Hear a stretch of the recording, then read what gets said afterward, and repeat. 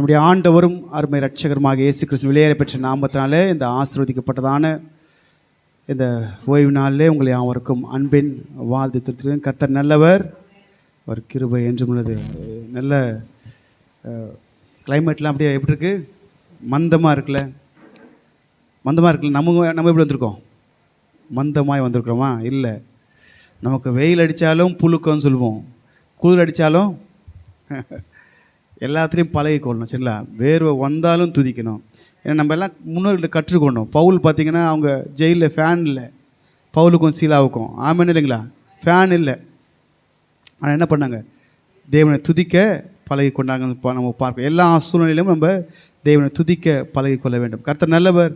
சரி, இந்த நாளில் நம்ம தேவ வார்த்தைக்கு நேராக போவோம். ஒவ்வொரு வாரமும் நம்ம என்ன பண்ணுறோம்? வாரம் முழுசும் நடக்கிறோம். இந்த ஞாயிற்றுக்கிழமை வரும்போது தேவன் நம்மை ஆசீர்வதித்து பரிசுத்தப்படுத்துகிறார் என்று வேதம் நமக்கு சாட்சி விடுது. அப்படியாக இன்றைக்கி அந்த ஆசீர்வதிக்கிற வார்த்தை, ஆசீர்வதிக்கிறாருன்னா நீங்கள் வேறு எதுவும் நினச்சிக்க போகிறீங்க. வார்த்தை அனுப்பி வார்த்தை தந்து ஆசீர்வதிப்பார். அதோடு கூட அந்த வார்த்தை உங்களை பரிசுத்தமாக்கும் என்று வேதம் சொல்லுகிறது. ஆமென். சரி, நீங்கள் திருப்பி கொள்ளுங்க. மத்தேயு எழுதின சுவிசேஷம் 25ஆம் அதிகாரம் 34ஆம் வசனம். மேத்யூ சாப்டர் 25 verse 34 வாசிங்க.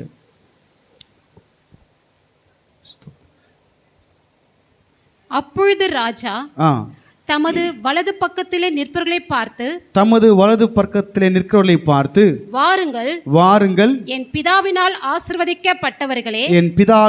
ஆசீர்வதிக்கப்பட்டவர்களே, உலகம் உண்டானது முதல் உங்களுக்காக ஆயத்தம்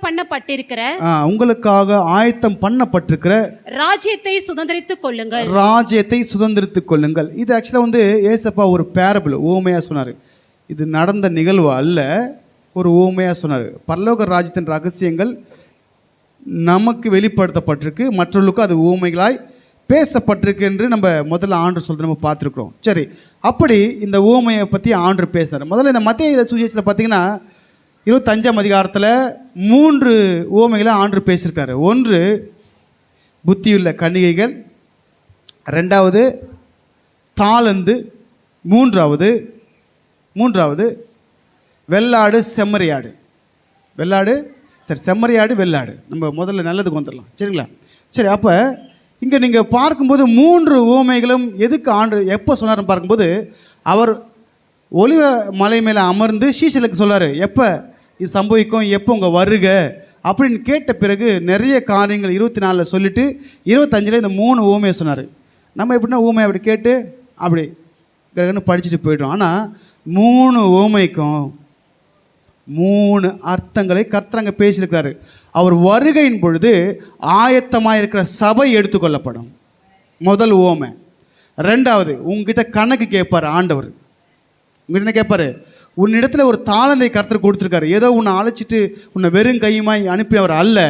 உன் மேலே அவருடைய அபிஷேகத்தின் வல்லமை வச்சிருக்கிறாரு. அந்த அபிஷேகத்தின் வல்லமை, நீ என்ன அவருக்காக கிரியை செய்த, என்ன சம்பாதித்த, இந்த உலகத்தில் அவருக்காக நீ என்ன செய்தன்ற கணக்கு கேட்பார். நான் ரோமர் 8 சொன்ன உங்களுக்கு, அவன் தன்னை குறித்து கணக்கை ஒப்புவிக்க வேண்டும் என்று சொல்லப்பட்டிருக்கு. 3வது ஊமை பார்த்தீங்கன்னா, முதல்ல பார்த்தீங்கன்னா சபை ஆயத்தமாக இருக்கணும். 2வது கணக்கு ஒப்புவிக்கணும். 3வது ஜட்ஜ்மெண்ட்டில் நிற்கணும். வெள்ளாடும் செம்மறியாடுகள் சொல்லப்பட்டிருக்கு, பிரிக்கிறாருன்னு சொல்லப்பட்டிருக்கு. பிரிக்கிறாருன்னா நீதிமானையும் அநீதிமானையும் பிரித்து ஜட்ஜ்மெண்ட்டை குறிக்கும். அப்போ இந்த 3 காரியங்களையும் இந்த ஒரு ஓமையில் உள்ளடக்கி அவருடைய வருகையின் பொழுது இதெல்லாம் நடக்கும் என்று சொல்லி அடுத்து சொன்ன ஓமை தான் 3. அப்போ ஏசப்பா வரும்போது நம்ம முதல்ல எப்படி காணப்படணுமா? தூங்குறவளாய் அல்ல, தூங்குற மாதிரிலாம் இருக்கக்கூடாது. நீங்கள் ஆவியில் அனலாக இருக்கணும். கர்த்தருக்கு ஊழியம் செய்யணும். ஊழியம் செய்யணும்னா இங்கேயும் செய்யணும், வெளியும் செய்யணும். இங்கேயும் செய்யணும், வெளியும் செய்யணும். சபை எப்படி பெருகிச்சு அந்த நாட்களில்? இயேசுவை பற்றி நம்ம போய் சொல்லணும். இயேசு நல்லவர்னு சொல்லு, உன் வேலை இயேசு நல்லவர் மட்டும் சொல்லு. அதுக்கப்புறம் அவர் நல்லவர், நல்ல காரியத்தை செய்வார். ஆமென் இல்லைங்களா? அவன் வாயில் இயேசு நல்லவர்னு வர வச்சிரு. அவன் வாயை திறந்து இயேசு நல்லவர்னு சொன்னதுக்கப்புறம் அவன் வாழ்க்கையில் நல்லது நடக்கும். ஆமென் இல்லைங்களா? ஊழியன்னா உள்ள மட்டும் இல்லை, வெளியும் போகணும். புறப்பட்டு போங்கள், அப்படி தான் கர்த்தர் சொல்லி கொடுத்தாரு. ஆமென். இந்த மாதிரிலாம் சொல்ல மாட்டாங்க, நான் சொல்கிறேன். ஆமென். கர்த்தர் நல்லவர். சரி, ஏன்னா அவர் வருகையில் நீங்கள் என்ன பண்ணோம்? உங்கள்கிட்ட கணக்கு கேட்பார். நீங்கள் கணக்கு சொல்லணும். ஒன்றுமே செய்யாதவன் நீங்கள் அந்த வசனத்தை பார்க்கும்போது 25, 24 மத்தேயு 25, 24 சொல்லப்பட்டிருக்கு. வாசிங்களேன். ஒரு தாளந்தை வாங்கினவன் வந்து, ஆண்டவனே, நீர் விதைக்காத இடத்தில் அறுக்கிறவரும் தெளிக்காத இடத்தில் சேர்க்கிறவருமான கடினமுள்ள மனுஷன் என்று அறிவே. அப்படி ஆண்டவன் பண்ணுங்க. கடினமுள்ள மனுஷன்னா ரொம்ப ஹார்டான மனுஷன். அவர் கணக்கு கேட்குறதெல்லாம் ஒத்துக்கவே மாட்டார். No compromise. நோ, உங்கள்கிட்ட கணக்கு கேட்டால் நீ கணக்கு ஒப்பு வைக்கணும். நீ கணக்கு ஒப்பிக்காமல் உனக்கு கொடுத்த அபிஷேகத்தை தாழ்ந்த நீ வீண்படுத்துனா உனக்கு என்ன பண்ணுவார் ஆண்டவர்? அதுக்கு அடுத்து நீங்கள் வாசிச்சுக்கோங்க வீட்டில் போய்ட்டு. நான் உங்களுக்கு அதை விளக்க தேவையில்லை. வேதத்தில் தெளிவாக கர்த்தர் பேசுகிறேன். கடினமுள்ள மனுஷன் உன்னிடத்தில் ஒப்பு வைக்கப்பட்ட அந்த நற்பொருளை மற்றொரு இடத்துல பகிரு. ஆமென். ஒன்றும் இல்லை, பெருசாக ஒன்றும் இல்லை. ஏசு நல்லவருன்னு சொல்லு. ஆமென். சொல்ல முடியாதா? முடியும். சரி, ரைட்.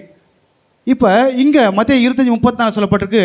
அப்பொழுது ராஜா தமது வலது பக்கத்தில் நிற்பவர்களை பார்த்து, வாருங்கள், என் பிதாவினால் ஆசீர்வதிக்கப்பட்டவர். தலைப்பினது என் பிதாவினால் ஆசீர்வதிக்கப்பட்டவர். நம்மளாம் யார் தான்? we are chosen. நம்மளாம் யார் தானே? தேவனால் ஆசீர்வதிக்கப்பட்டவங்க. அப்படி தான் இயேசுப்பா சொல்ல, உலகம் உண்டானது முதல் உலகம் உண்டானது முதல் உங்களுக்காக ஏதோ ஒன்று கர்த்தர் நமக்காக ரெடி பண்ணி வச்சிருக்கிறாரு. ஆமேனா இல்லைங்களா? நம்ம இங்கே இருக்கிறதே பார்க்குறோம், அங்கே இருக்கிறது பார்க்கறதுக்கு என்ன இல்லை, சமயம் இல்லை.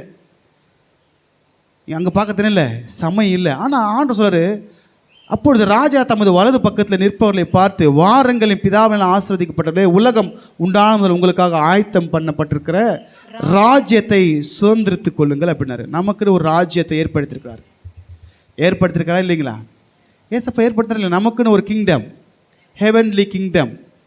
இப்போ இங்கே இருக்கிற ராஜாக்கள் எர்த்லி கிங்டம் வச்சுருக்காங்க. ஆனால் அங்கே என் ராஜ்யம் இங்கே இல்லை.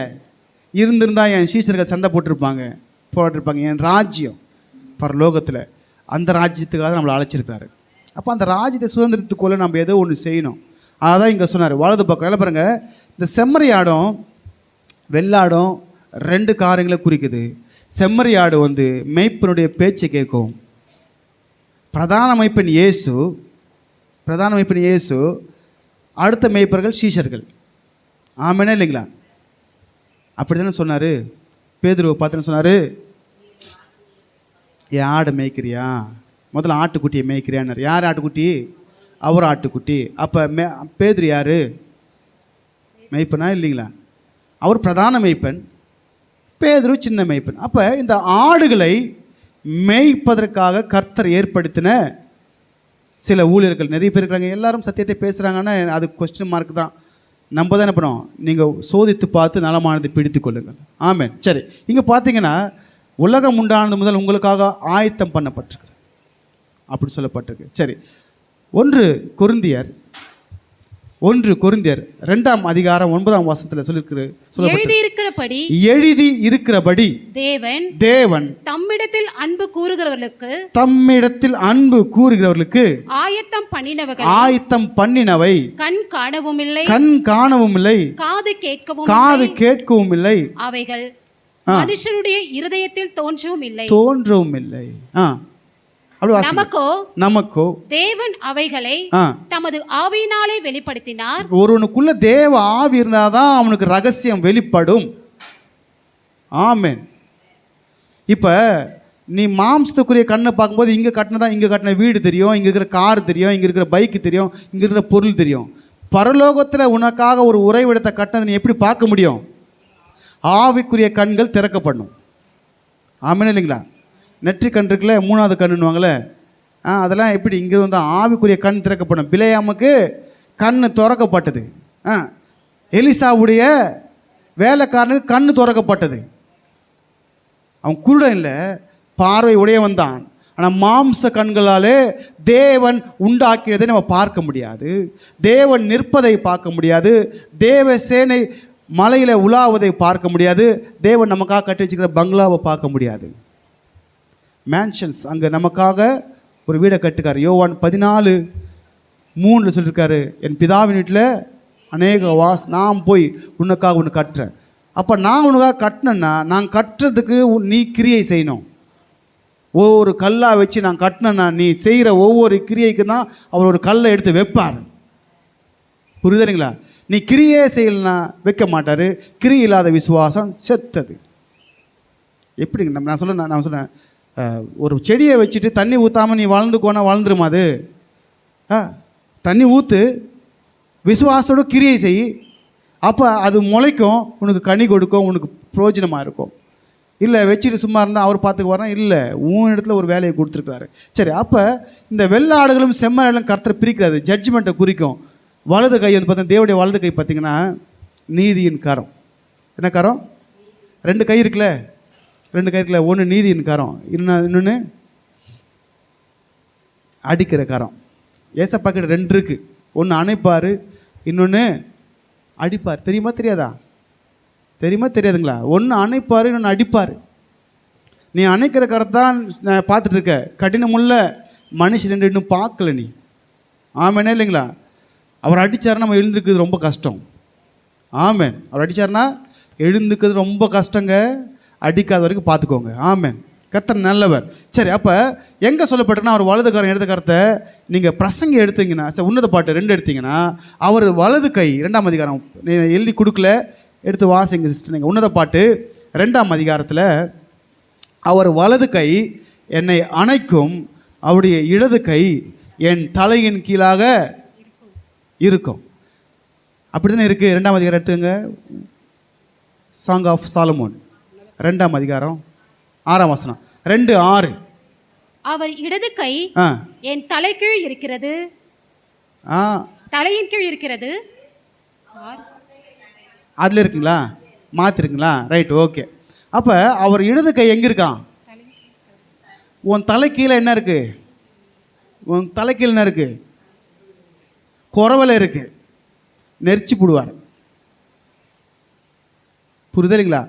ஆனால் வலது கை உன்னை அணைக்குமா? இது உங்களை குணமாக்குற வசனங்க, உங்களை பரலோகத்துக்கு ஆயத்தம் பண்ணுற வசனம். சரிங்களா? சரி, அப்போ அவருக்கு வலது இடத்துக்கு என்ன பண்ணுமா? ஏசப்பாக்கு 2 கை இருக்குது, அவருக்கு 2 முகம் இருக்குது. கிருபைன்னா கிருபை, சத்தியம்னா சத்தியம்தான். ஆட்டுக்குட்டியாக தான் பார்க்குறோம் நம்ம, சிங்கம் மாதிரி பார்க்குறோமா? அவர் யூதராஜ சிங்கமா இல்லையா? ஆடுனா உனக்காக அடிக்கப்பட்டு இருப்பார். எத்தனை தான் அடிக்கப்படுவார்? ஒரு வாட்டி தான் உனக்காக அடிக்கப்படுவார். ஒரு வாட்டி தான் அவர் இடத்துல கழுவார். அதுக்கப்புறம் நீ தானே பண்ணும்? சபைக்கு வந்ததுக்கப்புறம் சத்தியத்துக்கு தூணாதாரமாக நிற்கணும். அதுக்கு தான் வாரம் கற்றுக் கொடுக்குறது. அதான் கவுனிங்கன்னு சொல்கிறது. சரி, இப்போ இந்த வெள்ளாடுகளும் செம்மறியாடுகளும் பார்த்தீங்கன்னா வலது பக்கத்தில் நிற்கிறது வெள்ளாடு, இடது பக்கத்தில் நிற்கிறது இவன் தேவ வார்த்தையின்படியாய் செஞ்சவன், இவன் தேவ வார்த்தையின்படியே செய்யாதவன். செஞ்சவனை பார்த்து ஆண்டு சொல்கிறார், என் பிதாவினாலே ஆசீர்வதிக்கப்பட்டவர்களே அப்படின்றாரு. அப்போ நம்ம வசனத்தின்படியே வாழ்ந்தால் நம்மளை பார்த்து ஆண்டு சொல்கிறது, என் பிதாவினாலே ஆசீர்வதிக்கப்பட்ட, உலகம் உண்டானது உங்களுக்காக ஒரு வீட்டை நான் கட்டி வச்சிருக்கிறேன், உள்ளே போ அப்படின்னு சொல்லுவார். ஆமாம்மா இல்லைங்களா? ஆமாம் இல்லையா? சரி, எபிரேயர் 11:6 வாசிங்க. எபிரேயர் 11:6. விசுவாசம் இல்லாமல் தேவனுக்கு பிரியமாயிருப்பது. எபிரேயர் 11:16. 11:16. அதை அல்ல அதிலும் மேன்மையான பரம தேசத்தையே விரும்பினார்கள். ஆகையால் தேவன் அவர்களுடைய தேவன் என்னப்பட வெட்கப்படுகிறதில்லை, அவர்களுக்கு ஒரு நகரத்தை ஆயத்தம் பண்ணினார். இது ஆபிரகாமை குறித்து சொல்லப்பட்டிருக்கு. ஆபிரகாமும் அழைச்சாரு, உங்களையும் அழைச்சாரு, என்னையும் அழைச்சாரு. அவங்க விட்டு வந்ததை யோசிக்கல, தேவன் காண்பிப்பதற்கு மேலே வாஞ்சியா போயிட்டாங்க. உன் பழைய வாழ்க்கையில் சில காரியங்கள் இருக்குல்ல, அதை விடணும் போது விட்டுணும். இல்லை அதோடு தான் நான் வருவேன்னா நீ தேவ சித்தத்தின்படியாக அவனை ஒப்பு கொடுக்கலன்னு அர்த்தம். இங்கே ஆபிரகாம் சொல்லப்பட்டிருக்கு, அதை அல்ல, உன் பின் வாழ்க்கை அல்ல, அதிலும் மேன்மையான பரம தேசத்தையே விரும்பினார்கள். ஆகையால் தேவன் அவருடைய தேவன் எனப்பட அவர்களுக்கு வெக்கப்படல, அவளுக்கு ஒரு நகரத்தை நான் ஆயத்துக்காக சொல்கிறேன். இப்போ ஆபிரகாம் எங்கே இருப்பார்? ஆபிரகாம் பார்த்து பிதாவினால் ஆசீர்வதிக்கப்பட்ட ஆபிரகாமே, உனக்குன்னு ஒரு வீடை கட்டினேன். ஏன்னா நீ என்ன பண்ண? மெசபத்தோமியிலேருந்து விட்டு வந்துட்டேன், கானான் தேசத்துக்கு வந்த. நான் சொன்னபடியாக வாழ்ந்த, என் சொல்லுக்கு கீழ்ப்படுந்த, என் விதிகளையும் என் பிரமாணங்களையும் நியாயங்களின்படியே நடந்த அப்படின்னு ஆதியாகமம் 26:4 சொல்லியிருக்கு. தேவனே கொடுத்த சாட்சி. அப்போ நம்மளை கர்த்தர் அழைத்து எதுக்குன்னா அவருடைய வார்த்தையின்படி நடப்பதற்கு. சரி, இப்போ வந்துடலாம் மத்தேயு சுவிசேஷம் 25க்கு வந்துடலாம். அதில் 34 இருக்குல்ல, 35 வாசிங்க. பசியாயிருந்தேன் எனக்கு போஜனம் கொடுத்தீர்கள். பசியாயிருந்தேன் எனக்கு போஜனம் கொடுத்தீர்கள். 1. தாகமாயிருந்தேன் என் தாகத்தை தீர்த்தீர்கள். 2. அந்நியனாயிருந்தேன் என்னை சேர்த்து கொண்டீர்கள். வஸ்திரம் இல்லாதிருந்தேன் எனக்கு வஸ்திரம் கொடுத்தீர்கள். 4. வியாதியாயிருந்தேன் என்னை விசாரிக்க வந்தீர்கள். காவலில் இருந்தேன் என்னை பார்க்க வந்தீர்கள் என்பார். சோத்ரம். ஆமென். இப்போ கேட்குறாரு, இவங்கெல்லாம் வந்து என்ன பண்ணாங்கன்னா மற்றவர்களுக்கு உதவி செஞ்சாங்க. ஏசப்பா எப்படி இருந்தார்? அப்போஸ்தலர் 10:30 எப்படி ஏசப்பா எப்படி இருந்தார்? பிசாசின் வல்லமையில் அகப்பட்டிருந்த யாவரும் விடுவிக்கிறாய, சுற்றி நன்மை செய்கிறா சுற்றி திருந்தாராம். அப்போ நன்மை செய்கிறவன் தேவனை பார்க்குறான். நன்மை செய்கிறவன் யாரை பார்க்குறான்? தேவன் வந்து எல்லாருக்கும் நன்மை செய்வார். நல்லோர் மேலும் தீயோர் மேலும் அவர் என்ன பண்ணுவார்? நீதியின் சூரியனை வைப்பார், மலையை வர்ஷிக்க பண்ணுவார். ஆமென். சரி, அப்போ இந்த தேவன் பார்த்தீங்கன்னா இதெல்லாம் நீ செஞ்சாண்டார். வலது பக்கத்தில் நிற்கிறவங்க பார்த்து 1 முதல்ல என்னது? பசியாய். அப்போ அவங்க கேட்குறாங்க, எப்போ ஆண்டவரை நீங்கள் பசியாக இருந்தீங்க? எப்போ எப்போ எப்போ நீங்கள் பசியாக இருந்தீங்க? ஏசப்பா பசியாக இருந்தாரா? பைபிளில் எத்தனை வாட்டி பசியாக இருக்கிறேன்னு சொன்னார் ஆண்டவர்? எத்தனை வாட்டி பசியாக இருந்தார்? நான் போன வாட்டி சொன்னவங்களுக்கு எத்தனை வாட்டி பசியாக இருந்தார்? பைபிளில் குறிப்பிட்ட வசனம் நான் கேட்குறேன். எத்தனை வாட்டி? 40 நாள் அவர் உபாசனவ பசி உண்டாயிற்று. அத்தி மரத்தாண்ட போயிட்டு சொன்னேன் போன வார்த்தை உனக்கு. அப்போ பசி என்பது அவர் அல்ல, இந்த சிறியன் ஒருவனுக்கு செய்வது நீங்கள் எனக்கு செய்தனர். நீங்கள் எத்தனை பேர் உதவி செய்கிறீங்க மற்றவர்களுக்கு? பசியாக இருக்கிறவனுக்கு ஆகாரத்தை வாங்கி கொடுக்குறீங்க. இதனால் நீங்கள் தேவ நாமத்தை, தேவனுடைய கிருபையை பெற்றுக்கொள்வீங்க. தேவ நாமத்தை உயர்த்துறீங்க, தேவ கிருபை பெற்றுக்கொள்கிறீங்க. அது செஞ்சுட்டா போதுமா? மறுபடி வேறு செய்யலாமா? தப்பு செஞ்சுட்டு சாப்பிட கொடுக்கலாமா? தேவன் நம்மளை அதுக்காக அழைக்கலை. பரிசுத்தம் வாழணும், இன்னும் பரிசுத்தம் வாழணும். நீ அதை விட்டுடணும். விட்டு வந்ததை பார்க்கறதுக்கு சமயம் இருந்திருக்கும், ஆனால் ஆபிரகாம் பார்க்கல. நம்ம கூட விட்ட பழைய பாவத்தை பார்க்கணும், நமக்கு சான்ஸ் இருக்குதான். ஏன் பின்னாடி திரும்பி பார்க்க முடியாதா? லோத்துவின் மனைவி நினைத்து பாருங்கள். விட்டு வந்ததை, உன் பின்னாடி இருக்கிற பாவத்தை பார்க்காத, உனக்காக மரித்த இயேசு வைப்பார். பிசாசு என்னங்க செஞ்சான் நம்மளுக்காக? அவன் திருடவும் கொல்லவும் அழிக்கவும் தவிர வேற ஒன்றுக்கு வரமாட்டான். யார் குடும்பத்தை அழிக்க தான் நினைப்பான். ஆனால் இயேசு உன்னை காப்பாற்ற, உனக்கு ஜீவனை கொடுக்க, அந்த ஜீவன் நித்திய காலமாக இருக்க, பரிபூர்ணப்பட இந்த பூமிக்கு வந்தார். ஆமென். அப்போ பசியாக இருக்கிறேன்னு சொன்னது யாருன்னா, வாசிங்க ஏசாயா 58:7. பசி உள்ளவனுக்கு உன் ஆகாரத்தை பகிர்ந்து கொடு. துரத்துண்டு சிறுமையானவர்களை வீட்டிலே சேர்த்து கொள்ளுகிறது. இப்போ பசி உள்ளவனுக்கு உன் ஆகாரத்தை பகிர்ந்து கொடு. இப்போ நீங்கள் ரோட்டில் பார்ப்பீங்க, கண்டிப்பாக எனக்கே முந்தினத்து எப்படி ஆயிடுச்சுன்னா, உண்மையாகவே என்கிட்ட சில்லறை இல்லை அன்றைக்கி சூழ்நிலைக்கு என்கிட்ட. அப்போ கூட ஜிபே வாங்கி கொடுத்துலாம் பார்த்தேன். டக்குன்னு பார்த்தா அவர் குடிச்சிட்டு இருந்தார். அவர் கேட்ட கேள்வி வந்துக்கலாம், ஒரு 6 ரூபா கொடுங்க சார். எனக்கு மைண்ட் ஒரு மாதிரி ஆயிடுச்சு. 6 ரூபா கொடுங்க, அம்மா ஹோட்டலில் போயிட்டு சாப்பிட்றேன். என்கிட்ட உண்மையாகவே சில்லறை இல்லை. அப்போயும் கொஞ்சம் வெயிட் பண்ணுங்கள், கொஞ்சம் இருங்க, நான் லைட்டை மாற்றிட்டு, லைட்டு ஃபோக்கஸ் வெளியே போடுறது போயிடுச்சு, ஃபியூஸ் போயிடுச்சு. நாங்கள் யூஸ் பண்ண லைட் அது ஃபியூஸ் போயிடுச்சு. சரி, அதுக்காக போகும்போது அங்கே ராயல் லைட்டில் பார்த்தா வெள்ளிக்கிழமை ஃபாஸ்ட்டு பண்ணினேன். அப்போ கேட்டேன், 6 ரூபா கொடுங்க அம்மா ஹோட்டலில். எனக்கு மனசு ஒரு மாதிரி ஆயிடுச்சு. சரி, இங்கே இருங்க, நான் லைட்டை மாற்றிட்டு சில்லறை வாங்கி தரேன் அப்படின்னு. ஆனால் அவர் இல்லை. தேவன் எப்படிலாம் சோதிப்படுத்துமா நம்மளை? ஒன்று சொல்லிட்டு போனால் அடுத்தது நமக்கு தான் வரும். இப்போ கேட்குறீங்களா? உங்களுக்கு சொல்கிற எனக்கும் கேட்குற உங்களுக்கும் வரும். நீ பரிசுத்தமாக வாழனா பிசாசு கொண்டு வந்து உங்க முன்னாடி பாவத்தை போடுவான். நீ செய்வியா செய்ய மாட்டியான்னு பார்ப்பான். அப்புறமா வாழ பழகணும். சரி, முதல்ல பசியாக இருந்தனுக்கு ஆகாரத்தை பகிர்ந்து கொடுக்கிறது இது போதும். என்ன பண்ணுமா பசியாரவனுக்கு? இது நான் சொல்லலைங்க, உபவாசம் இருக்கும்போது ஆண்டவர் கற்றுக் கொடுத்தது. நீ உபவாசம் இருக்கிற, நீ சாப்பிடாத சாப்பாடு ஏழைக்கு வாங்கி கொடுத்துரு, அந்த ஒரு வேளை உன் வயிற்ற காயப்பட்டு. எனக்கு தெரிஞ்சு பாருங்களேன், ஒரு ஒரு ஒரு வாலிப பெண் வந்தாங்க சபைக்கு. வாலிபர் வந்தாங்க, அவங்க பேர் சொல்ல தேவையில்லைன்னு வாலிபர் வந்தாங்க. அவங்க போகிற ஆக்சுவலாக வந்து முதல்ல இங்கே தான் வந்தாங்க. அவங்க ஹிந்துலேருந்து வந்த பேக்ரவுண்டு. அவங்க வந்தப்போ அவங்க அப்பா அம்மா ஒத்துக்கலை. எங்களுக்கு ஃபோன் பண்ணி அவங்க வந்தால் சேர்க்காதீங்க அப்படின்னாங்க. இப்போ நாங்களாக இருக்கிறத கேட்குறாங்க. வெளியே எங்கன்னா பண்ண கேட்க முடியுமா? சரி, நான் சொன்னேன், அம்மா நீ அதை தடை பண்ணாத, நீ எங்கே போகிறதா போ சர்ச்சுக்கு அப்படின்ட்டு. போகிறாங்க. அவங்களுக்கு கற்றுக் கொடுத்தோம், ஏழைகளுக்கு என்ன பண்ணுறேன் வாங்கி கொடுன்னு. மாதம் எனக்கு காசை போட்டுருவாங்க டான்னு. சொன்னது ஒரு வாட்டி 2 வாட்டி தான். இதுதான் தேவன் நமக்கு சொல்லும்போது செய்கிறது. மாதம் உங்களுக்கு என்ன பண்ணுறேன், வெள்ளிக்கிழமை இந்த இதுலேயே நான் போட்டு ஸ்க்ரீனில் போட்டு காமிக்கிறேன். மாதம் நான் சொல்ல பெரிய அமௌண்ட் இல்லை, 300 ரூபா அனுப்புவாங்க. ஒரு 10 பேருக்கு சாப்பாடு கொடுக்கலாம்ல. அப்போ ஆர்டர் கேட்கும்போது நான் வாங்கி கொடுத்தான்றேன், அவங்க பதில் சொல்லிட்டு போயிடுவாங்க. நான் பசியாக இருந்தேன், கேட்க தேவையில்ல, அவர் சொல்லுவார், நான் பசியாக இருந்தப்ப நீ வாங்கி கொடுத்தம்மா, யூ ஆர் செலக்டட், நீ போ. விசுவாசம் அப்படிப்பட்ட விசுவாசம். சொன்னதை அப்படியே கப்புன்னு பிடிச்சிட்டாங்க. கிராம ஊழியத்துக்கு போகணுன்னு நினைக்கும் போதெல்லாம் கரெக்டாக வந்து காணிக்க வச்சுருவாங்க. கிராம ஊழியத்துக்கு போகிறதுக்கு இன்றைக்கி அமாவாசை எத்தனை பேர் ஞாபகம் இருக்குது? பின்னாடி வரேன், அதுக்கு பின்னாடி வரேன். நம்ம ஒரு வார்த்தை சொல்லும்போது அதை நம்ம மைண்டில் இருக்கணும். எதை மறக்கணுமோ அதை மறங்க. உனக்கு செஞ்ச பாவத்தை மறங்க, உனக்கு செஞ்ச கெட்டதை மறந்து போங்க. தேவன் அதான் கற்றுக் கொடுத்துருக்காரு. உன் சத்துருக்களை செஞ்சு அவன் செஞ்சதையே வருஷ கணக்காக ஒன்று நீ 10 பண்ணிட்டு இருப்ப, அதை விட்டுடுவேன். எவனாச்சும் ஒருத்தன் தெரியாமல் சொல்லியிருப்பான், அதையே பிடிச்சின்னு 10 வருஷமாக வாதாடுறது. விடு, அதை மறந்துடு. ஆனால் நீ 10 பண்ணியிருப்ப, அதை மறந்துடணும். ஆனால் உனக்கு ஒருத்தன் செஞ்சதை நீ மறக்கவே மாட்டேன். இது என்னங்க, உன் சத்துருக்களை சிநேகிங்க. அப்படி தான் கற்றுக் கொடுத்தாரு.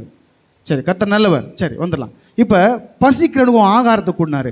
அதே எசேக்கியேல் 18:7 சொல்லப்பட்டிருக்கு. எசேக்கியேல் 18:7 ஒருவனையும் ஒடுக்காமலும் கொள்ளையிடாமலும் இருந்து கடன் வாங்கினவனுக்கு அடைமானத்தை திரும்ப கொடுத்து தன் அப்பத்தை பசித்தவனுக்கு பங்கிட்டு வஸ்திரம் இல்லாதவனுக்கு வஸ்திரம் தரிப்பித்து. நான் அடுத்த அதெல்லாம் சொல்றேன் உங்களுக்கு. வாசிங்க. வட்டிக்கு கொடாமலும். என்ன கூடாம? வட்டிக்கு கொடாமலும். வட்டி கந்து வட்டி, 10 வட்டி, கந்து வட்டி, ஸ்பீடு வட்டி, 4 வட்டி. சரி, வாசிங்க. பொலிசை வாங்காமலும். பொலிசைனா சரி, அப்படி நீ வாங்க இங்கிலீஷ்ல பார்த்து சொல்ற. அநியாயத்துக்கு தன் கையை விலக்கி மனிதருக்குள்ளே வழக்கை உண்மையாய் தீர்த்து என் கட்டளையின்படி நடந்து என் நியாயங்களை கைக்கொண்டு உண்மையாய் இருப்பானாகில் அவனே நீதிமான். அல்லேலூயா. யார் தான் நீதிமானா? நீதிமான் ஒரு லிஸ்ட் இருக்காங்க, அப்படி எங்கள் வீட்டு வாசிச்சுக்கோங்க. யார் நீதிமான்னு பர்ஃபெக்டாக ஆண்டு எழுதி கொடுத்துருக்காரு. தெரியாதான் சொல்லக்கூடாது. இது உன் கையில் இருக்குது, உன் வாயில் இருக்கான்னு தெரியல, உன் இருதயத்தில் இருக்கணும். வாயில் இருக்கணும், கையில் மட்டும். சில பேர்லாம் கையில் வச்சுன்னு போவாங்க, ஆனால் கையில் வைக்கிறதுக்கு ஆண்டு சொல்ல, வாயில் இருதயத்தில். ஆமேன். வாய் மட்டும் ஏசப்பா, கிரியையில் இருதயம் தூரம். ஆமேன். அப்படி இருக்கக்கூடாது. நம்ம ஏன்னா பிதாவினால் ஆசீர்வதிக்கப்பட்டவங்க. பசியாக இருக்கும்போது ஒருவனுக்கு உன் ஆகாரத்தை கொடு. ஆமேன். ஃபாஸ்டிங் பேர் வைக்கிறது எதுக்கு ஃபாஸ்டிங் வைக்கிறது? நீ சாப்பிடாத எதுவுமே கொடுத்துறாங்க எங்கேயாவது. புரிதல். நம்ம வீட்டில் 5 பேர் இருப்பாங்கன்னு தெரியல, 2 பேர் இருக்கிறீங்களா, போய் கொடுங்க, கர்த்தர் உங்களை ஆசீர்வதிப்பார். 1, பசியாக இருக்கிறவனுக்கு உன் ஆகாரத்தை பங்கிட்டு கொடுக்க வேண்டும் என்று சொல்லப்பட்டிருக்கு. அந்நியனாயிருந்தேன். 2வது, அந்நியனாயிருந்தேன். அந்நியனா ஸ்ட்ரேஞ்சர், முகம் அறியாதவன். இப்போ நான் யாருன்னு உங்களுக்கு தெரியுமா? சில பேருக்கு தெரியும், சில பேருக்கு தெரியாது. என் பூர்வீகம் தெரியுமா உங்களுக்கு? தெரியுமா? அந்நியரை உபசரிக்க மறவாது. நீங்கள் யாருன்னு தெரியாது, நான் யாருன்னு உங்களுக்கு ரொம்ப தெரியும். இப்போ இயேசுக்குள்ளாக இணைக்கப்பட்டு நீங்கள் வரீங்க, சகோதரிகளாக இருக்கிறோம். சரி, வாசிங்க. எபிரேயர் 13:2 அந்நியரை உபசரிக்க மறவாதிருங்கள், அதனாலே சிலர் அறியாமல் தேவ தூதரையும் உபசரித்ததுண்டு. சரி, இப்போ அந்நியரை உபசரிக்க சில பேர் தரிசிச்சாங்களாம். அன்றைக்கி சனிக்கிழமை வெள்ளிக்கிழமை கேட்டப்ப எனக்கு மனசு ஒரு மாதிரி இருந்துச்சு. எப்படியாவது தேவனே வந்து கேட்பார் உங்ககிட்ட, வேறு விதமாக வந்து கேட்பார். கேட்கும்போது இல்லைன்னு என்ன பண்ணக்கூடாது, இல்லைன்னு சொல்லாதீங்க, இருக்கிறத கொடுங்க. இல்லைன்னா உண்மையை கர்த்தர் அறிவார். ஆமென். இப்போ அந்நியரை உபசரிக்க மறவாதிருங்கள்.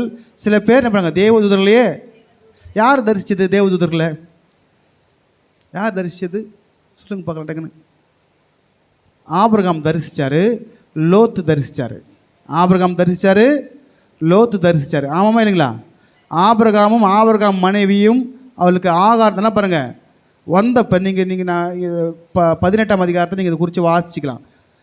தேவன் வந்த பொழுது கர்த்தரும் 2 தூதர்களும் வந்தாங்க. வந்து வீட்டுக்கு வந்தோடனே ஒரு இளங்காளையை அடித்து 3 படி மாவு எடுத்து எல்லாம் பண்ணி வச்சுட்டு ஆபிரகாம் கை கட்டி நிற்கிறாரு. நீங்கள் எடுத்து வாசிங்க, யூ ரீட் த ஸ்கிரிப்சர், வேதத்தை வாசிங்க, அப்போ தான் தெரியும். என்ன பண்ணார்? கையை கட்டி நின்னார் பக்கத்தில். 18 வாசிங்க, ஆதியாகமம் 18. சரி ஆச்சுங்களா? அடுத்தது லோத்துக்கிட்ட வந்துடலாம். அவங்க வீட்டை போனாங்க, நல்லா சாப்பிட்டாங்க, திருப்தியாக சாப்பிட்டாங்க, எல்லாம் நம்ம பார்க்குறோம். அடுத்தது சோதோம் கொமோராவுக்கு 2 தூதர்களை கர்த்தர் அனுப்புகிறாரு.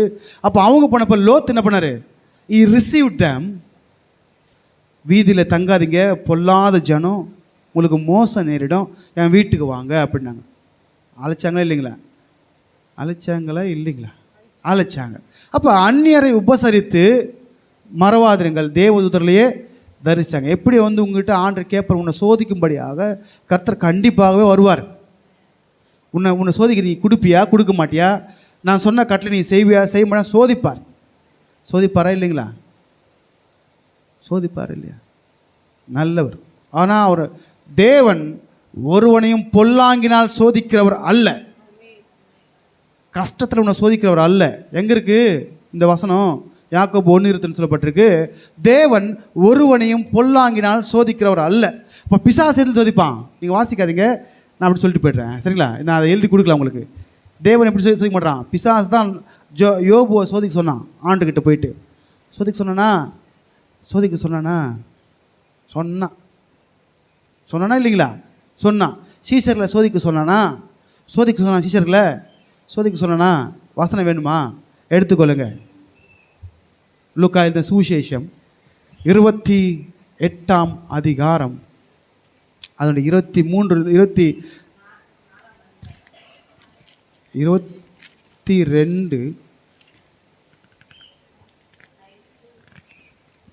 லூக்கா 22 அதில் அதனுடைய 28ஆம் வசனத்தை வாசிங்க. மேலும் எனக்கு நேரிட்ட சோதனைகளில் என்னோடு கூட நிலைத்திருந்தவர்கள் நீங்களே. 31 வாசிங்க. பின்னும் கர்த்தர், சீமோனே சீமோனே, இதோ கோதுமையை களையினால் புடைக்கிறது போல, கோதுமையை சுளக்கினால் புடைக்கிறது போல சாத்தான் உங்களை புடைக்கிறதற்கு உத்தரவு கேட்டுக்கொண்டான். உங்களை அப்படின்னு போட்டிருக்கலாங்க. உங்களை, பேதுரு மட்டும் இல்லை, உங்களை சோதிப்பதற்கு உத்தரவு கேட்டான். நானோ உன் விசுவாசம் ஒழிந்து போகாதபடிக்கு உனக்காக வேண்டிக் கொண்டேன். இன்னும் கர்த்தர் நமக்காக வேண்டிக் கொண்டு தான் இருக்கிறாரு. அல்லேலூயா. சரிங்களா? சோதிக்கிறதுக்கு பிசாசு கேட்பான். இந்த நான் போகிறேன் பிச்சைக்காரன் மாதிரி, இப்போ பிச்சைக்காரன் மாதிரி போகிறேன், அவன் கொடுக்க மாட்டான், பார்த்துக்கோ, உன் புள்ளன்னு சொன்னேன், பாரு அப்படின்னு வருவான். பார்த்தியா நான் சொன்னல, நீ கொடுப்பான்னு சொன்ன, நம்பிக்கை வச்ச. ஆண்டவர் அவனை நம்புறாரு தெரியுங்களா? என்னை நம்பி அவர் பொறுத்தனையை கொடுத்துருக்காரு, பொறுப்பதனை அவர் வரும் வரை காத்துக்கொள்ளணும். புரியுதா இல்லைங்களா? அப்போ பிசாசு வந்து நம்ம கொடுக்காம நான் பார்த்தியா அப்படின்வான். அப்புறம் தோத்துனா அந்நியனை உபசரிக்க மறந்து சில வேலை தேவனே உங்கள் தூதர் அனுப்புங்க, காபிரியல் அனுப்புங்க. நீங்கள் காபிரியல் வரல, சரி, பேர் தான் காபிரியல், பேர் தான் இம்மானுவேல், என்ன பண்ணுறது? நான் நினைக்கிறேன் பரலோகத்தில் போய் அவங்க அங்கே ஆராய்ச்சிட்டு இருப்பாங்கன்னு நினைக்கிறேன். கர்த்தர் நல்லவர். சரி, அப்போ நீங்கள் கேட்கும்போது உங்களுக்கு என்ன பண்ணுவார்?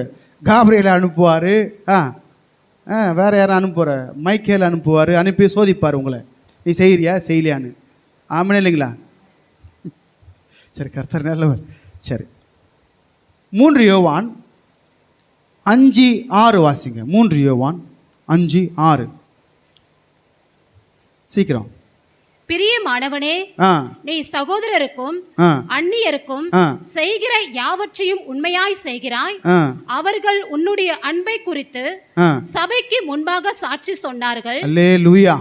தேவனுக்கு போதும் போதும். இப்போ அப்போ இது வரைக்கும் உங்களுக்கு விளக்கிட்டு போய்ட்றேன். இப்போ 3 யோவான் 5:6 பிரியமானவனே உன் ஆத்மா வாழ்வது போல் எல்லாவற்றையும் வாழ்ந்து சுகமாயிருன்னு சொல்லிட்டு அதுக்கப்புறம் வராரு யார்? நீ சத்தியத்தில் நடக்கிற. சத்தியத்தில் நான் வாழ்கிறேன்றது எப்படி தெரியுமா? இதுதான். நீ சத்தியத்தை கையில் வச்சுக்கிறாரு பெருசில், நீ சத்தியத்தின்படியாக நடக்கணும். இங்கே சொல்லப்படுற வார்த்தை பாருங்க, பிரியமானவனே நீ சகோதரருக்கும் அந்நியருக்கும் செய்கிற யாவையும் எப்படி செய்றியா? உண்மையாய் செய்கிற அவர்களுடைய உன்னுடைய அன்பை குறித்து சபைக்கு முன்பாக சாட்சி. நல்லா பாருங்க, சகோதரருக்கும் செய்யணும், முகம் அறியாதவனுக்கும் செய்யணும்.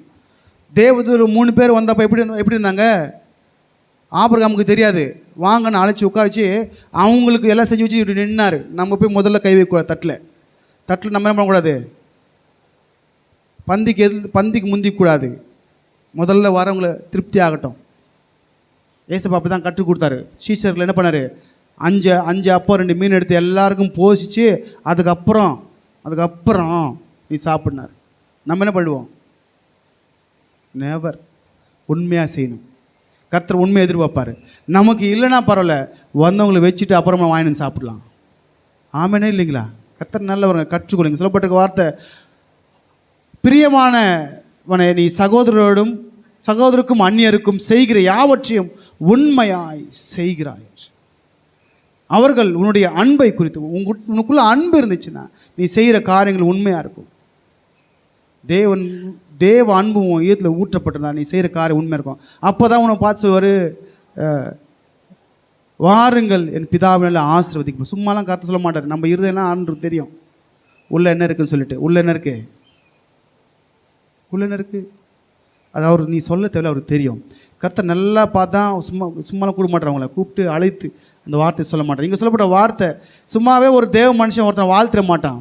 பிரியமானவனே நீ எல்லாத்தையும் வாழ்ந்து இல்லைன்னா இப்போ சொல்லுவாங்க பார்த்தீங்களா, 16 பெற்று பெருவாழ்னா 16 பிள்ளைங்க இல்லை, 16 செல்வங்கள், சுகம், பெலன், பணம், ஆரோக்கியம், என்னென்ன எக்ஸட்ரா 16 செல்வங்களை பெற்று பெருவாள். எங்களுக்கு தப்பாக சொல்லிவிட்டாங்க. 16 புள்ள பெற்றா அந்த 16 செல்வங்களாம். நீ எல்லாவற்றையும் பெற்று சுகமாய் வாழ். அதுதான் அங்கே அவர் சொன்ன வாழ்த்து. ஏன் சொன்னார்னா, இவர் சகோதரருக்கும் அந்நியருக்கும் எப்படி செய்கிறாராம்? வான்னு கூப்பிட்டு சாப்பாடு போட்டு முனையில் இருக்கக்கூடாது. புரியுங்களா? உண்மையாக செய்யணும். உண்மையாக எது செய்தாலும் உண்மையாக குறித்து அவர்கள் உன்னுடைய அன்பை குறித்து சபைக்கு முன்பாக சாட்சி. நீங்கள் செய்கிறத மற்றவங்க சொல்லணும் சபையில். ஆமாண்ணே இல்லைங்களா? இப்போ நான் சொன்னேனா இல்லையா? அந்த அந்த அந்த ஒரு மகள் வாலிப போட செஞ்சேன், நான் சொன்னேன் இல்லையா? சும்மா எல்லோரும் சொல்லிடுவேன், நான் சும்மா சொல்லிவிடுவேனா? சாட்சி வாழ்க்கை இருக்கணுங்க. உன் வாழ்க்கையில் சாட்சி இருக்கணும். இங்கேயும் சாட்சி இருக்கணும், அங்கேயும் சாட்சி இருக்கணும். நீங்கள் சாட்சி விட்டு தான் அங்கேயும் சாட்சி நீ வாழ முடியும். நீ இங்கே என்ன செய்கிறா தான் கர்த்தர் அங்கே சாட்சியாக சொல்லுவார். ஆமென். கர்த்தர் நல்லவர். சரி, 3 வஸ்திரம் இல்லாதிருந்தேன். வஸ்திரம் இல்லாமல் இருப்பாங்களா? நான் நிறைய பேர் பார்த்துருக்குறேன். பிளாட்ஃபார்ம் படுத்தாலும் சில பேர் வஸ்திரம் இல்லாமல் இருப்பாங்க. சில பேர் வஸ்திரம் விலகி படுத்துருக்கிறவங்க இருப்பாங்க. நான் சொல்கிறது புரியுதுன்னு நினைக்கிறேன் உங்களுக்கு. வஸ்திரம் விலகி இருக்கிறவன் அது வேறு கேட்டகரி. வஸ்திரம் விலகி இருக்கிறவன் அது நெற்றிக்கண் திறக்கப்பட்டு வேறு லோகத்தில் இருப்பார் அவர். புரியுதுங்களா? ஃபுல்லாக நாட்டுக்கு சேவை செய்து, நாட்டுக்கு வருமானத்தை ஈட்டி கொடுத்து, நாட்டுக்காய் வேலை செய்து, நாட்டுக்காக கஷ்டப்பட்டு, நாட்டுக்கு ஆதாயம் படுத்துட்டு அவர் படுத்துட்டு இருப்பார். அவருக்கு தூங்குறது பாருங்க, அப்படியே அனுபடுத்திருப்பார். அது இல்லை. சில பேர்லாம் கிழிஞ்சு போன ட்ரெஸ்ஸை போட்டிருப்பாங்க. தன்னுடைய அவயங்களை சரியாக மறைக்க முடியாமல் கீழ்ந்த வஸ்திரத்தோடு இருப்பாங்க. ஏங்க தேவன் தெரியாதவன் அங்கேயே போய் பார்த்துட்டு அம்மா இங்கே இருன்னு சொல்லிட்டு போய் ஒரு ட்ரெஸ்ஸை வாங்கி ஒரு நைட்டி வாங்கி போட்டு விட்றலாம் இருக்கிறாங்க. தேவனை தெரியாத அவன் செய்யும்போது நம்ம செய்யணுமா இல்லைங்களா? கண்டிப்பாக செய்யணும். நம்ம செய்யலாம், அடுத்தவனை செய்ய வைப்பார். ஏன்னா உனக்கு நீ ஆசீர்வாதம் வாங்கலாம், அடுத்தவனுக்கு ஆசீர்வாதம் போயிடும். உனக்காக கர்த்தர் காத்து கொண்டு இருக்க மாட்டார். உனக்கு சொன்னதை செய்யலாம், அடுத்தது அதை தாண்டி போயிட்டே இருக்கும். சவுல்னா தாவீது, புரியுதா இல்லைங்களா? சாலமோன்னா எரேபியாம். ஹலோ, காத்துலாம் இருக்க மாட்டார். உனக்கு கொடுக்கப்பட்டிருக்கிற வேலையில் உனக்கு கொடுத்ததை நீ உண்மையாக செய். பார்க்காத, மோகம் பண்ணாத. நீ ட்ரெஸ்ஸு வாங்கி கொடுத்தியா, கர்த்தருக்கு ட்ரெஸ்ஸை கொடுப்பாரு. நீ மற்றவங்க நம்ம என்ன செய்யணும் எதிர்பார்க்குறோமோ அதை நம்ம செய்யணும். எனக்கு அவங்க வாங்கி தரணும், எனக்கு இவங்க செய்யணும் அப்படின்னு எதிர்பார்த்து நம்ம யாருக்கும் செய்யாமல் இருந்தால் அது செட் ஆகுமா வாழ்க்கைக்கு? கொடுங்கள், உங்களுக்கு கொடுக்கப்படும். கொடு, இல்லாதவனுக்கு கொடு. வருஷத்தை ஒரு வாட்டி இந்த கிராமத்தில் போகிறப்ப அவங்களுக்கு புடவை வாங்கி கொடுப்போம். ஏன் ஏன் ஏன் வாங்கி தரோம்? இதோ உள்ளே இருக்குது, அதெல்லாம் வாங்கி தரோம். இங்கே ஒரு 10 பேரை கூப்பிட்டு வாங்கி கொடுக்கலான்னு போயிட்டுருக்கு மைண்டில். ஏன்? இதோ சொந்தக்காரங்க வாங்கி கொடு, அது அப்புறம் சகோதரருக்கும் அந்நியருக்கும் நீ உண்மையாக செய். நீ சொந்தக்காரெலாம் வாங்கி கொடுத்தா அவன் திரும்ப வாங்கி கொடுக்க போகிறான் உங்களுக்கு. ஆயக்காரன் அப்படி தான் செய்கிறாங்க. முக மரியாதவனுக்கு செய். சரி, 3 ஆச்சுங்களா? வஸ்திரம். அதுக்கு வஸ்திரம் பார்த்தீங்கன்னா யாக்கோபு 2:15 சொல்லப்பட்டிருக்கு. ஒரு சகோதரனாவது சகோதரியாவது வஸ்திரம் இல்லாமலும் அனுதின ஆகாரம் இல்லாமலும் இருக்கும்போது உங்களில் ஒருவன் அவர்களை நோக்கி நீங்கள் சமாதானத்தோடே போங்கள், குளிர் காய்ந்து பசியாருங்கள் என்று சொல்லியும் சரீரத்திற்கு வேண்டியவைகளை அவர்களுக்கு கொடாவிட்டால் பிரயோஜனம் என்ன? என்ன பிரயோஜனம்? என்னங்க பிரயோஜனம்? கொடுக்குறதாங்க பிரயோஜனம். உங்கள் இடத்துல இருக்கிறத கொடுன்ற நான். நீ இல்லாத பற்றி யோசிக்காத. ஒருவேளை தூரமாக கொஞ்சம் தூரமாக இருந்தால் கூட வீட்டுக்கு வந்து கூட எடுத்துமே கொடு. போக முடியாதா நம்மளால்? சோதிப்பார் கர்த்தர். நைட்டு வீட்டுக்கு வந்து எடுத்துமே கொடு. உங்ககிட்ட நீ போட்டுக்கிறத கொடு. உங்ககிட்ட ஒரு 10 நைட்டு இருக்காதா? சில பேர்லாம் அடிக்கடிக்கு வைப்பாங்க, 4-5 போகிறப்பெல்லாம் வாங்கி வந்து வச்சுக்குவாங்க. ஒன்று எடுத்துமே கொடுத்துறாங்க. உனக்கு 10 வாங்க கர்த்தர் கிருபை செய்வார். உன்னை பார்த்து என் பிதாவை நல்லா ஆசீர்வதிக்கப்பட்ட உள்ளவான்னு கூப்பிடுவார். மற்றும் உதவுகிற எண்ணம் வரட்டும், உதவி செய்கிற எண்ணம் வரட்டும். நமக்கு மற்றவங்க உதவி செய்யணும்னா நீங்கள் உதவி செய்ய பழகுங்க, கர்த்தர் உங்களுக்கு உதவி செய்வார். ஆமென். சரி, அவனை பார்த்து பரவாயில்ல அப்படின்னு சொன்னால் அது செட் ஆகாதுன்னு அங்கே எழுதி வச்சுருக்காரு. இப்போ என்ன பண்ணோம்? சாப்பாடு வாங்கி கொடுக்கணும். அதுக்குன்னு குடிகாரங்களாம் போய் வாங்கி கொடுத்துட்டு போகிறீங்க. உங்களுக்கு ஜெபம் பண்ணிட்டு போங்க, 10 பொட்டலாம் வாங்கிக்கோங்க, ஜெபம் பண்ணிட்டு போய் கொடுங்க. சரிண்ணா? தேடி நாங்களாம் தேடி கொடுப்போம். பீச்சில் போகும்போது போய் ஒரு பெட்ஷீட்டு கொடுத்தேன். தெய்வமே அப்படின்னா அவன் தெய்வமே. பெட்ஷீட்டு அவனுக்கு தேவை, பெட்ஷீட்டு அந்த நேரத்துக்கு நான் அவனுக்கு தெய்வம். புரியுதா இல்லைங்களா? கொடுக்க பழகுங்க. தேவன் கொடுக்க சொன்னார். உன் வாசல் இருக்கிற லேவியனையும் விதவையையும் திக்கற்ற பிள்ளைகளையும் மறக்காத அப்படின்னு இருக்காரு. நீங்கள் தேவனுக்கு கொடுங்க. தேவன் எடுக்காதீங்க. தேவனுக்கு கொடுங்க. ஏழைகளுக்கு உதவுறது, ஏழைக்கு உதவி செய்யுங்க. 10ல் 1 தானே கொடுக்குறீங்க நீங்கள். 90 உங்ககிட்ட தானே இருக்குது. அதை 5 எடுத்து ஏழைக்கு கொடு. 85 வச்சுக்கோ நீ பத்திரமா. இல்லை 10 நீ வச்சுன்னு 90 எங்களுக்கு கொடுக்குறீங்களா? இல்லை அந்த 10ல் எடுத்து 5 எடுத்து அங்கே கொடுக்க சொல்கிறேன் நான். 10ல் 1 எங்களுக்கு கொடுக்குறீங்க. நான் ஓப்பனாக பேசுகிறேன் உங்ககிட்ட. இதில் மறைவுலாம் இல்லை. கொடுக்குறீங்களோ அது இன்னும் ஆண்டுக்கு தெரியும். கொடுக்குறீங்க எடுக்கிறீங்க. எப்படி நான் அதை பற்றி நான் போதிக்கிறது இல்லை, நான் அதை பற்றி பேசுகிறதில்ல. இது வரைக்கும் 2 வருஷம் சபையில் காணிக்கை நான் வாங்கினதில்லை. அதுக்கப்புறம் திட்டினாங்க, உன் பிள்ளைங்க ஆசீர்வாதமாக இருக்குன்னா நீ வாங்கு காணிக்கை அப்படின்னாங்க. சரி, அது உங்கள் விருப்பம், நீங்களாச்சு, இது கர்த்தராச்சு. அப்போ 10ல் 1 எடுத்து கொடுக்குற நீ தேவனுக்கு கொடு. 90 இருக்குல்ல, 9 இருக்குல்ல, அதில் அரைனா எடுத்து கூட ஏழைக்கு. உன் சொத்தை குறைஞ்சிட்டு போகுது. புரியுதா இல்லைங்களா? உனக்கு புரியுதா இல்லையா? இப்படி சொல்ல மாட்டாங்க, ஏழை கூடலாம் அவங்க யாரும் சொல்லிக் கொடுக்க மாட்டாங்க. நான் சொல்லிக் கொடுப்பேன். ஏன்னா நான் அவர் கணக்கு கேட்கும்போது நான் கணக்கு ஒப்புவிக்கணும்ல. ஆமென். 85 போகாது உனக்கு? போதுமா போதாதா? அந்த 85 கர்த்தர் பெருக செய்வார். கர்த்தர் நல்லவர். கொடுங்க, உங்களுக்கு கொடுக்கப்படும். அழுக்கி குலுக்கி உன் மடியில் சரிந்து விழ முடியாது. உங்களுக்கு தெரிஞ்சவங்க விதவைங்க இல்லையா? நல்லா பாருங்கள், எல்லா விதையும் கொடுக்காதீங்க. உத்தம விதவை, ஒழுக்கமாக வாழ்கிற விதவை கொடுங்க. ஒழுக்கமாக சும்மா ஊதாரியாக அங்கங்கே உட்காந்து கதை பேசிட்டு தப்பு பண்ணிட்டு விதவைக்கு உதவாத, உத்தமையாக இருக்கிற, உத்தமமாக புருஷன் செத்தாலும் உத்தமமாக வாழ்ந்து ஒழுங்காக வாழ்கிற விதவை கொடு. அப்படி தான் வேதமும் சொல்லி கொடுக்குது. ஆமென்.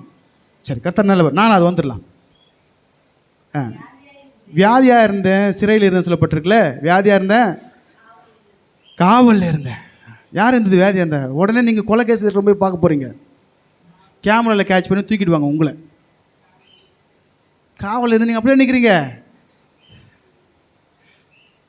மனு போடுறோன்னு தூக்கிடுவாங்க. ஹலோ, அங்கே கர்த்தர் அதை பற்றி பேசலைங்க. ஜெயிலில் போய் பார்க்க சொன்னது யாத்திரம் பார்க்க சொன்னார்? தேவ ராஜ்யத்தின் நிமித்தமாக பாடுபடணும் போய் பாரு. வாசிங்க 2 தீமோத்தேயு 1:16. ஓனேசிம் போருவின் வீட்டாருக்கு கர்த்தர் இரக்கம் கட்டளையிடுவாராக. கர்த்தர் இரக்கம் கட்டளையிடுவாராக. அவன் அநேக தரம் என்னை இளைப்பாற்றினான். என் விலங்கை குறித்து அவன் வெட்கப்படவும் என் விலங்கை குறித்து அவன் வெட்கப்படவும் இல்லை. போதும், எத்தனையோ வாட்டி உதவி செஞ்சிருக்கிறாரு ஒன்னிசிப்போரு. ரோமனுடைய அந்த இதில் சிறையிருப்பில் பவுல் இருந்தார். அப்போ போய் பார்த்தார் அவரை. யார்? வெக்கப்படலை. ஏன் அப்படின்னா தேவ ராஜ்யத்திற்காக கைதானார். ஆமென். சுவிசேஷன் சொன்னதுக்காக பிடிச்சி உள்ளே போட்டாங்க. பவுல் எத்தான் ஜெயிலில் இருந்தால் தெரியுங்களா உங்களுக்கு? தெரியுமா தெரியாதா? அப்போ சில 16 பாசிட்டிங்கன்னா அங்கேயும் தூக்கி போட்டாங்க, மறுநாள் விட்டாங்க. இன்னும் பல இடத்துல அவரை கைது பண்ணாங்க, காவலில் வச்சாங்க. அதான் சொன்னார், நாசமோசமோ பட்டயமோ எது வந்தாலும் கிறிஸ்துவின் அன்பை விட்டு. அவருக்கு இருக்கிற பணத்துக்கு யாருக்கு? பவுலுக்கு இருக்கிறது. நம்மளாம் ஆட்டம் ஆடிடுவோங்க. அவருக்கு இருக்கிற பணத்துக்கு குப்பான்ட்டு விட்டுட்டு போனார் ஆண்டுக்காக. நமக்கு 4 காசு தானே இடுவோம். அதனால் அப்படி இருக்கக்கூடாதுங்க. தேவ ராஜ்யத்திற்காக எல்லாத்தையும் நம்ம என்ன பண்ணோம்? செலவு பண்ணவும், செலவு பண்ணப்படவும் நம்ம பிரயாசப்படணும்.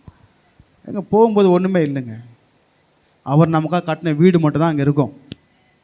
அருணா கயிறு கூட என்ன பண்ணுவான்? அத்துக்கிட்டு தான் அனுப்புவாங்கன்னு உலகத்தான் சொல்லுவான். புரியுது இல்லைங்களா? அதனால் ஒன்றும் இல்லை. இங்கே இருக்கும்போது தேவனுக்கு உண்மையாக வாழணும். தேவன் உங்களை பார்த்து சொல்லணும், என் பிதாவினால் ஆசீர்வதிக்கப்படல. எப்பவுமே செம்மறியாடு பார்த்தீங்கன்னா மேய்ப்பன் போகும்போது அவன் பின்னாடியே வரும். மேய்ப்பன் சத்தம் நல்லா கவனிக்கும். ஆனால் வெள்ளாடு இருக்கு தெரியுமா? குரங்கு என்ன பண்ணும்? குரங்கு அது பேச்சுக்கே கீழ்ப்படியாது.